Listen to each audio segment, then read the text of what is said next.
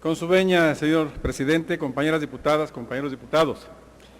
Esperando que todos hayamos estudiado las iniciativas de decretos enviados a esta soberanía por el titular del Ejecutivo Federal, manifiesto haber reservado este artículo segundo con la convicción de que la propuesta de aplicar el régimen del 16% generalizado del impuesto al valor agregado en la región fronteriza no tiene una justificación aceptable, ni técnica, ni económica, ni política, y muestra, eso sí, un profundo desconocimiento de la vida en las fronteras. Técnicamente, se basa en el argumento de la dificultad que representa para los recaudadores un esquema de impuestos diferenciados en el país. Sin embargo, flojera o ineficiencia no justifica la imposición de mayores cargas fiscales. Económicamente, se argumenta que la tasa diferenciada del 11 actual en la frontera no beneficia a los consumidores, ya que en la frontera, se dice, todos los productos son 4% más caros que en el resto del país, como si el transporte fuera gratuito y como si la nueva tasa del 16 no los fuera a hacer más caros.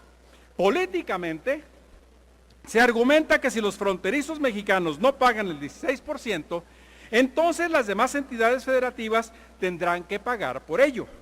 ¿Y qué ha hecho el resto del país para retener a sus emigrantes a la frontera, donde más del 70% del crecimiento de la población de los últimos 50 años han llegado allá provenientes de las otras entidades federativas? Y a propósito, todas y todos han sido bienvenidos y bienvenidas. Conste, yo no vivo en la frontera, no soy fronterizo, pero he estudiado la frontera, y ese es el punto por el cual estoy yo aquí.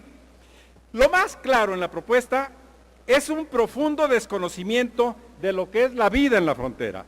Se habla de que allá los ingresos promedios son más elevados, y tienen razón, pero también las desigualdades son más lacerantes allá. Se dice que antes estaban aislados, pero ya no. Entonces, la idea es volverlos a aislar, ¿o de qué se trata? Faltaba más.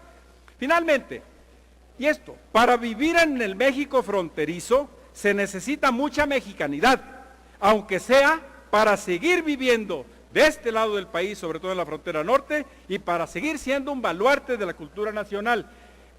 Reflexionemos. Una cosa que quiero decir aquí, y era fundamentalmente el mensaje.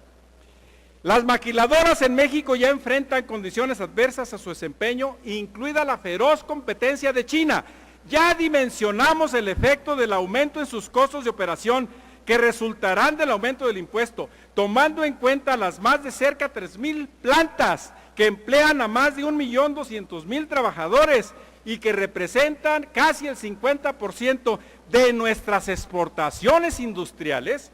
No olvidemos, y con esto termino, que entre el año 2000 y 2002, 2 años, el número de plantas maquiladoras cayó en casi 1,000, de 3,700 a 2,900, y su empleo cayó en casi 300,000, de 1,300,000 a 1,000,000 de empleos en 2 años. ¿Por qué?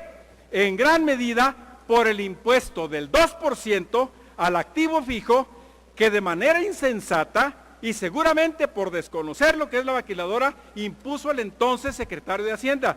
Diputadas, diputados, señor secretario de Hacienda, no tropecemos otra vez con la misma piedra, no cometamos el mismo error, dejemos el artículo segundo como estaba antes de esta iniciativa. Muchas gracias. Es cuanto, señor presidente.